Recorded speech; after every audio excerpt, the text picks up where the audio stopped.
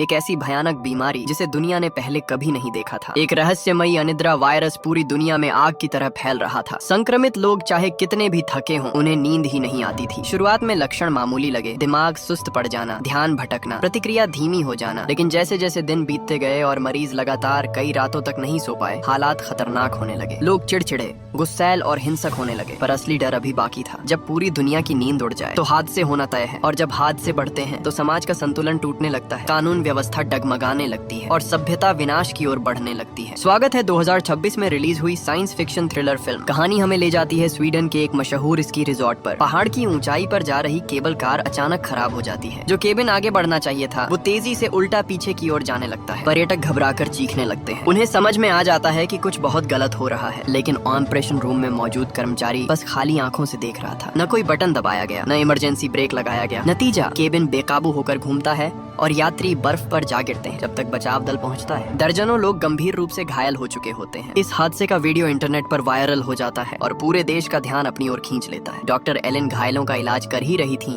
कि एक पुलिस अधिकारी घबराया हुआ उनके पास आता है। उसे शक था कि स्की रिजॉर्ट का कर्मचारी लुकास किसी प्रतिबंधित दवा के असर में था। पुलिस वाला उससे बार बार पूछता है, तुमने इमरजेंसी स्टॉप बटन क्यों नहीं दबाया? लेकिन लुकास सिर हिलाकर बस एक ही बात कहता है, मैं नहीं कर सका। डॉक्टर एलेन उसका ब्लड प्रेशर चेक करती है। लुकास अपनी ही हथेलियों को घूर रहा था और बड़बड़ा रहा था, ये बड़े हो रहे हैं। एलेन टॉर्च से उसकी आंखें चेक करती हैं। दोनों आंखें लाल, नसें उभरी हुई, शरीर थका हुआ, लेकिन दिमाग असामान्य रूप से उत्तेजित। उसका शरीर नींद की कमी से टूट चुका था। एलेन उसे आराम करने की सलाह देती है, लेकिन लुकास फिर वही कहता है, मैं सो नहीं सकता। एलेन पुलिस से कहती है कि उसे तुरंत अस्पताल ले जाना चाहिए, पर पुलिस अधिकारी उसे थाने ले जाने पर अड्डा रहता है। कुछ ही देर बाद पुलिस की गाड़ी सड़क पर बढ़ रही होती है। तभी अचानक लुकास बेकाबू हो जाता है। अराजकता के बीच वो गाड़ी का दरवाजा खोलकर जंगल की ओर भाग जाता है। दूसरी ओर जश्न का माहौल। उसी समय स्वीडन की सबसे बड़ी दवा कंपनी के अधिकारी एक शानदार पार्टी में जश्न मना रहे थे। उन्होंने अभी अभी स्वास्थ्य मंत्रालय से अरबों का दवा ऑर्डर हासिल किया था। सीईओ मेहमानों के बीच मुस्कुराते हुए घूम रहा था। उसके चेहरे से जीत की चमक गायब ही नहीं हो रही थी। तभी रिसर्च डिपार्टमेंट की वैज्ञानिक मैटी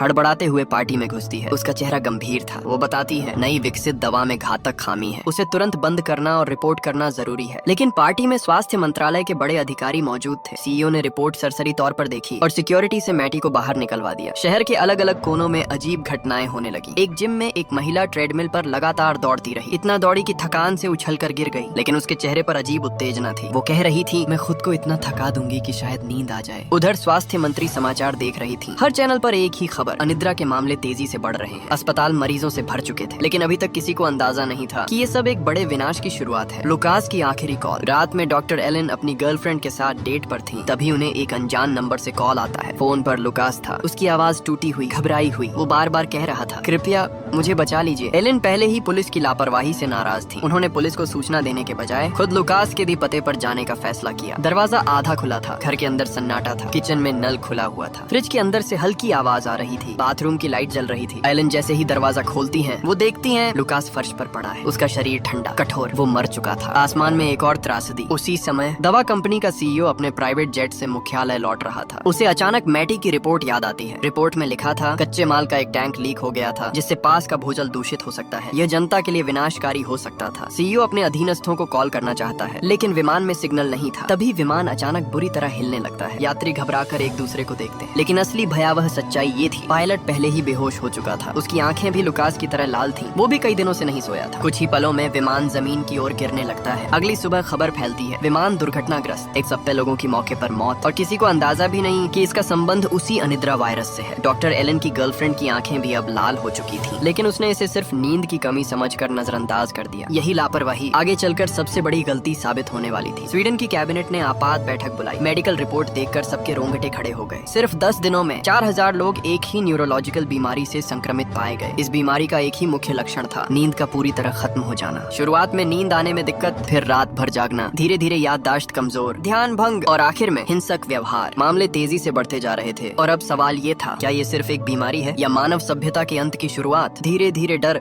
पूरे समाज में फैलने लगा। सोशल मीडिया पर लोग इस अजीब बीमारी पर बहस करने लगे। किसी ने इसे नाम दिया वाका। अगर विमान हादसे ने ऊंचे अधिकारियों को न झकझोरा होता तो शायद कोई भी इस बीमारी की असली भयावहता को समझ नहीं पाता। सोचिए, एक अनुभवी पायलट उड़ान के दौरान नियंत्रण खो देता है, तो फिर हर high risk profession, pilot, doctor, driver, सैनिक, सब चलते फिरते टाइम बम बन सकते हैं। सबसे बड़ी समस्या ये थी जबकि स्वास्थ्य मंत्रालय को अभी तक बीमारी का कारण नहीं मिला था। मरीजों की संख्या हर घंटे बढ़ रही थी। लोगों को लगने लगा था ये बीमारी संक्रामक है। रक्षा मंत्री ने तो और भी चौंकाने वाला बयान दिया। उनका मानना था ये कोई प्राकृतिक बीमारी नहीं बल्कि जैविक हमला हो सकता है या फिर कोई अज्ञात साउंड वेपन। प्रधानमंत्री कार्यालय में डॉक्टर एलन की गर्लफ्रेंड कर्ली प्रधानमंत्री का शेड्यूल तैयार कर रही थी। तभी उसकी सीनियर अधिकारी आकर उसे आदेश देने लगी। कर्ली पहले से तनाव में थी। उसने साफ कहा, मैं प्रधानमंत्री की निजी सचिव हूँ, आपकी अधीनस्थ नहीं। लेकिन सीनियर ने व्यंग्य से उसका अपमान किया। बस उसी पल कुछ टूट गया। कर्ली ने मेज से पेन स्टैंड उठाया और गुस्से में उसकी गर्दन पर दे मारा। ऑफिस में अफरा तफरी मच गई। दोनों को तुरंत अस्पताल ले जाया गया। सीनियर की जान बच गई। लेकिन कर्ली को देखकर एलन के पैरों तले जमीन खिसक गई। उसे पहले ही सिडेटिव इंजेक्शन दिया गया था, फिर भी उसे नींद नहीं आ रही थी। स्पष्ट था वो भी वाका की शिकार हो चुकी थी। उधर प्रधानमंत्री विमान हादसे में मारे गए लोगों के लिए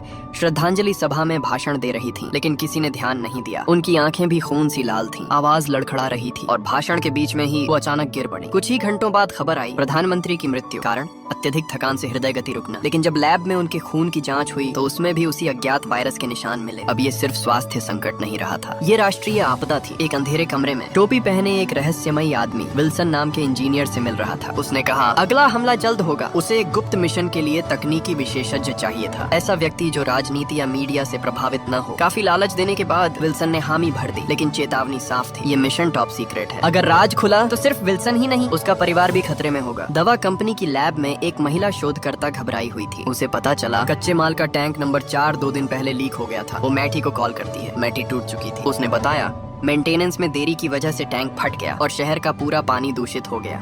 उसने अपने घर के पानी की जांच की थी, वायरस मौजूद था। उसकी आवाज में निराशा थी। वो खुद को दोषी मान रही थी और आत्महत्या की बात कर रही थी। अगली सुबह महिला शोधकर्ता सबूत लेकर सिटी हॉल पहुंची। उधर नई प्रधानमंत्री क्रिस को अभी पद संभाले कुछ ही दिन हुए थे कि उन्हें डिजीज कंट्रोल सेंटर से फोन आया। दवा कंपनी का वायरस 2 हफ्ते पहले ही शहर के पानी में फैल चुका था। क्रिस सन्न रह गई। यही वो कंपनी थी जिसे स्वास्थ्य मंत्री रहते हुए उन्होंने अरबों का ऑर्डर दिया था। अब अस्पतालों में जगह नहीं थी, डॉक्टर लाचार थे। कितने भी सिडेटिव इंजेक्शन दे दो, मरीज सो ही नहीं पा रहे थे। डॉक्टरों के पास बस एक ही विकल्प था, इंतजार, जब तक मरीज की हालत बिगड़कर मौत में न बदल जाए। आखिरकार लैब रिपोर्ट आ गई। वायरस सीधे न्यूरॉन्स पर हमला कर रहा था, दिमाग को सोने की अवस्था में जाने से रोक रहा था। धीरे धीरे मस्तिष्क की कोशिकाएं मर रही थीं। फ्रंटल लोब को नुकसान पहुंच रहा था। नतीजा याददाश्त खत्म, व्यवहार असामान्य, हिंसक प्रवृत्ति। क्रिस ने पूछा इलाज कब तक? वैज्ञानिकों ने सिर हिलाया। हम जीन सीक्वेंसिंग कर रहे हैं, शायद संक्रमण रोकने का तरीका मिल जाए, लेकिन इलाज निकट भविष्य में संभव नहीं। क्रिस ने जनता को सच्चाई बताने का फैसला किया। वायरस संक्रामक है, घातक है, लोग घरों में रहें, भीड़ से बचें। लेकिन असली खतरा अभी समझ में नहीं आया था। अगर कोई व्यक्ति काम करते वक्त कुछ सेकंड के लिए भी भ्रमित हो जाए तो एक और हादसा हो सकता है। पिछले 2 दिनों में शहर में कई दुर्घटनाएं हो चुकी थी। लोग सड़कों पर उतर आए थे और अंधेरे में कुछ संगठन हालात का फायदा उठाने की तैयारी कर रहे थे। क्रिस को पद संभाले 1 हफ्ता भी नहीं हुआ था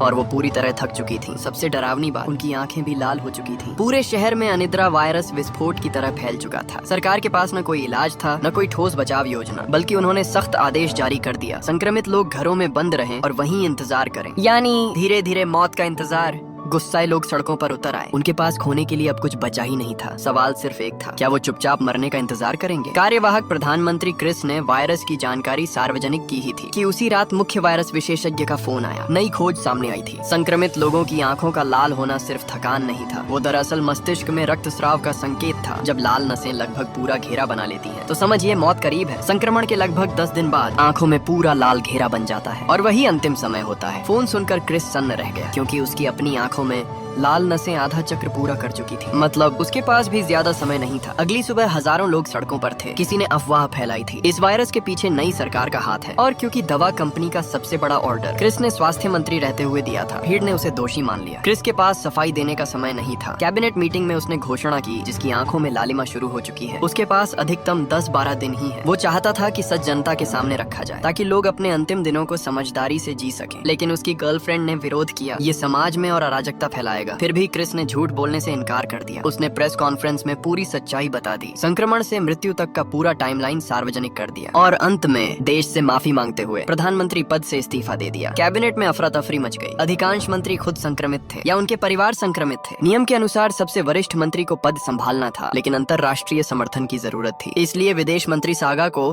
कार्यवाहक प्रधानमंत्री चुना गया। सागा ने शर्त रखी, वो रक्षा मंत्रालय भी अपने पास रखेगा, क्योंकि हालात नियंत्रण से बाहर थे। और अगले ही दिन स्वीडन स्वीडन के इतिहास का सबसे सख्त लॉकडाउन लागू हुआ। दिन हो या रात, कोई भी घर से बाहर नहीं निकलेगा। सैनिक सड़कों पर तैनात कर दिए गए। दवा लेने जाना भी अपराध जैसा हो गया। लेकिन लोग घर में बैठकर मरने को तैयार नहीं थे। हजारों लोग पुलिस की ढालों से भिड़ गए। लाठी, आंसू गैस, गोलियां, शहर युद्ध भूमि बन चुका था। उधर विल्सन, जो पहले ही एक गुप्त मिशन में शामिल हो चुका था, अब उसने बम तैयार कर लिया था। उसका इरादा साफ था, सही समय पर सरकार को गहरा घाव देना। देश गृहयुद्ध की कगार पर था। इस्तीफा देने के बाद क्रिस ने एक और फैसला किया। उसका बेटा यूगो शहर के बाहर जेल में सजा काट रहा था। हालात बिगड़ने से पहले उसे घर लाना जरूरी था। विडंबना ये थी, पिता पुत्र का रिश्ता कभी अच्छा नहीं रहा। क्रिस ने ही उसे गैर कानूनी दवाइयों के मामले में खुद पुलिस को सौंपा था। लंबे दर्द से बेहतर है छोटा दर्द, उसने यही सोचकर किया था। लेकिन जेल हालात से भी बदतर निकली। कैदी रोज मारपीट करते, हिंसा आम थी। यूगो कई दिनों से फोन कर रहा था। लोग मुझे मारना चाहते हैं, कहते हैं मेरे पिता ने ये वायरस फैलाया। क्रिस ने इसे बहाना समझा, पर उसी रात कैदियों ने सच में उसे बुरी तरह पीटा। अगली सुबह जेल में दंगा भड़क उठा। यूगो एक कोने में छिपा रहा और शायद वही फैसला उसकी जान बचा गया। क्रिस बेटे को लेने निकला, लेकिन शहर से बाहर जाने वाले रास्ते सील थे। आधिकारिक पास जरूरी था। सैनिकों ने उसे रोका। पहले तो उसने अपनी पहचान दिखाकर समझाने की कोशिश की, पर जब बात नहीं बनी तो उसने बैरिकेड तोड़ दिया। सैनिकों ने औपचारिक चेतावनी दी, लेकिन शायद उसके पूर्व प्रधानमंत्री होने के कारण गोली नहीं चलाई। वो निकल गया। उधर डॉक्टर एलन अस्पताल में रोज मौत देख रही थी। सैकड़ों संक्रमित, लाल आंखें,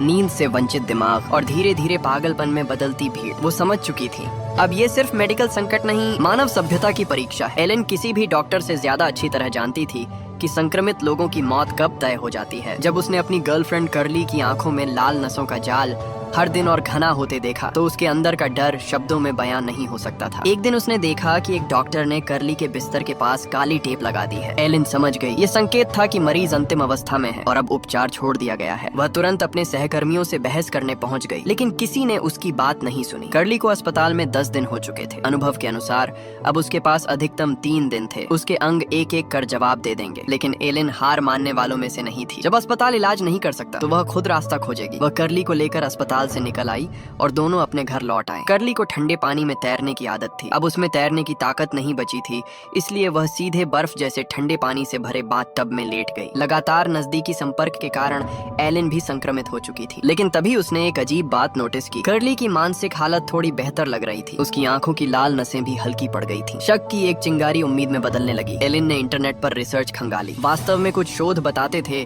कि कम तापमान कुछ वायरस की सक्रियता को दबा सकता है। अपने शक की पुष्टि करने के लिए वह अकेले एक झील के किनारे गई। हड्डियां कंपा देने वाली ठंड में आधा घंटा पानी में रही। जब बाहर निकली तो शरीर का तापमान कई डिग्री गिर चुका था और उसकी आंखों की लालिमा भी कम हो गई थी। एलिन के चेहरे पर महीनों बाद मुस्कान आई। शायद यही रास्ता है। अगले ही दिन वह अस्पताल भागी, लेकिन वहाँ पहले जैसी भीड़ नहीं थी। गलियारों में सन्नाटा और मौत की गंध फैली थी। उसने अपने सबसे करीबी सहयोगी डेनियल को अपनी खोज बताई, लेकिन डेनियल बेहद व्यस्त था। हर तरफ मौत थी और उसके पास किसी अनुमान को आजमाने का समय नहीं था। घर लौटकर एलिन ने टीवी पर खबर देखी। वही महिला शोधकर्ता जिसने दवा कंपनी की पोल खोली थी। उस रात एलिन ने उसके घर के बाहर इंतजार किया। वह उसे रोककर अपनी खोज बताती है। शोधकर्ता ने ध्यान से सुना। वह वायरस की संरचना समझती थी। उसने माना, सिद्धांत रूप से कम तापमान वायरस की गतिविधि धीमी कर सकता है, लेकिन इसे बड़े स्तर पर साबित करना होगा। क्योंकि उसे नौकरी से निकाल दिया गया था, अब सिर्फ एक ही रास्ता था, पूर्व प्रधानमंत्री क्रिस से संपर्क। इस बीच हालात और बिगड़ चुके थे। हर दिन हजारों बल्कि दसियों हजार लोग मर रहे थे। सरकार के पास बड़े पैमाने पर प्रयोग करने का समय नहीं था। नई प्रधानमंत्री सागा ने लंबी सोच विचार के बाद फैसला किया, जो भी संसाधन बचे हैं इस नई थेरेपी पर लगा दिए जाए। देश की आखिरी उम्मीद अब एलिन और उस शोधकर्ता पर थी। उधर विल्सन बम लेकर प्रशासनिक भवन पहुंच चुका था। पुलिस और सैनिक बाहर प्रदर्शनकारियों से जूझ रहे थे। किसी ने उसके बैग पर ध्यान नहीं दिया। सागा जनता को शांत करने के लिए भाषण देने जा रही थी कि तभी एक भयानक धमाका हुआ। धूल का गुब्बार छोटा तो सागा किसी तरह खड़ी थी। इमारत मजबूत थी, वह बच गई। उसे तुरंत भूमिगत बंकर में ले जाया गया, जहां संकट के समय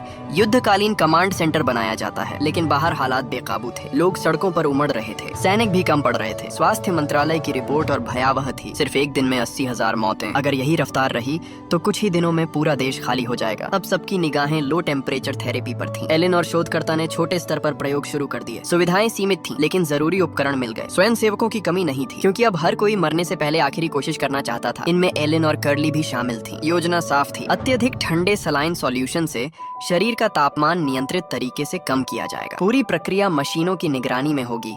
ताकि कोई जमकर मर न जाए। जब लोगों ने जोखिम सुना तो कुछ पीछे हट गए। तभी एलेन आगे आई। उसने कहा, वैसे भी हम मरने वाले हैं तो क्यों ना उम्मीद के लिए दांव लगाए। ये सिर्फ हमारी जान का सवाल नहीं, पूरे देश का भविष्य दांव पर है। कमरे में सन्नाटा छा गया। फिर सभी ने हामी भर दी। उन्हें मेडिकल बेड पर बांध दिया गया। शरीर पर पट्टियां लपेटी गईं ताकि अचानक ठंड से झटका न लगे। एलेन और कर्ली ने एक दूसरे की आंखों में देखा। 4 मिनट की यह प्रक्रिया जिंदगी और मौत के बीच की रस्सी पर चलने जैसा था। काउंटरडाउन शुरू हुआ। बर्फ जैसे ठंडे सलाइन का प्रवाह नसों में दौड़ गया। एलेन का शरीर कांपने लगा। धीरे धीरे सबकी चेतना धुंधली पड़ने लगी। कमरे में मौजूद हर व्यक्ति गहरी हाइपोथर्मिक बेहोशी में चला गया। इसी बीच क्रिस जेल पहुंच चुका था। अंदर का दृश्य किसी नरक से कम नहीं था। लाशें बिखरी पड़ी थी। दंगा हो चुका था। एक जीवित गार्ड से उसने बेटे यूगो का कमरा पूछा, फिर दौड़ पड़ा। लेकिन जेल बहुत बड़ी थी, उसे कमरा नहीं मिल रहा था। तभी बाहर गाड़ियों की आवाज आई। चेक पोस्ट के सैनिक पीछा करते हुए पहुंच चुके थे। आखिरकार उसने एक दरवाजा खोला और उसी पल उसके पेट में तेज दर्द हुआ। यूगो ने उसे हमलावर समझकर वार कर दिया था। गलतफहमी दूर हुई। बेटे की आंखों में अब गुस्सा नहीं, सिर्फ अपराध बोध था। दोनों किसी तरह पहरेदारों से बचकर निकल गए। क्रिस ने पहले ही योजना बना रखी थी। शहर से भागना होगा। उसने सालों पहले एक छोटा हेलीकॉप्टर छिपा कर रखा था। 4 साल पहले उसने बेटे को पायलट लाइसेंस दिलवाया था। शायद तब भी उसके मन में कहीं यह डर था कि एक दिन भागना पड़ सकता है, और अब वही दिन सामने खड़ा था। कहानी यहाँ अपने सबसे निर्णायक मोड़ पर पहुँच चुकी है। एक तरफ प्रयोगशाला में मौत से जंग, दूसरी तरफ टूटता हुआ देश और आसमान में उड़ान भरने की आखिरी कोशिश।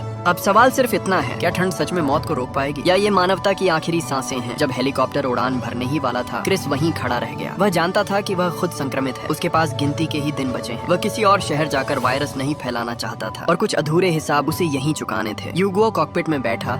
इंजन की आवाज तेज हुई और हेलीकॉप्टर धीरे धीरे आसमान में उठ गया। क्रिस दूर तक उसे देखता रहा। जाते जाते उसने बहुत धीमी आवाज में कहा, आई लव यू। उसी क्षण कुछ सैन्य गाड़ियां वहां आकर रुकी। क्रिस ने पलट कर देखा और बिना भागे बिना छिपे वहीं खड़ा रहा। उधर प्रयोगशाला में लो टेम्परेचर थेरेपी अपने अंतिम चरण में पहुंच चुकी थी। 4 मिनट की स्लाइन इन्फ्यूजन पूरी हुई। डॉक्टर और नर्सें मरीजों के शरीर से उपकरण हटाने लगी। तभी कर्ली का शरीर अचानक बुरी तरह कांपने लगा। उसे तुरंत वार्मिंग रूम में ले जाया गया, लेकिन कुछ ही सेकंड बाद उसका दिल धड़कना बंद कर चुका था। कुछ देर बाद एलेन को होश आया। उसने देखा कई बेड खाली थे। सबसे पहले उसकी नजर कर्ली को ढूंढने लगी। घबराहट में वह उठकर बाहर भागी, और जो उसने देखा उसने उसकी दुनिया तोड़ दी। कर्ली सफेद चादर के नीचे शांत पड़ी थी, ठंडी, निष्पंद, हमेशा के लिए। महिला शोधकर्ता ने भारी आवाज में समझाया, वह बहुत लंबे समय से संक्रमित थी। उसका शरीर अब और नहीं लड़ सका, लेकिन उम्मीद पूरी तरह नहीं मरी थी। जिन मरीजों का संक्रमण शुरुआती चरण में था, उनमें स्पष्ट सुधार दिखा। कुछ लोगों की आंखों की लालिमा आधी से भी कम हो गई थी। यह साबित हो चुका था, कम तापमान वायरस की सक्रियता को दबा सकता है। इलाज पूरी तरह नहीं, लेकिन मौत की रफ्तार को धीमा करने का रास्ता मिल चुका था। शहर अब भी अराजक था। सड़कें जली हुई गाड़ियों और टूटे कांच से भरी थी। हर घर में कोई न कोई शोक में डूबा था, लेकिन क्षितिज पर हल्की सी रोशनी उभर आई थी। यह आपदा दरअसल एक निर्मम छंटनी थी। कमजोर टूट गए, कुछ बचे हुए लोग खड़े हो गए, और वही लोग सभ्यता की लौ को आगे बढ़ाएंगे।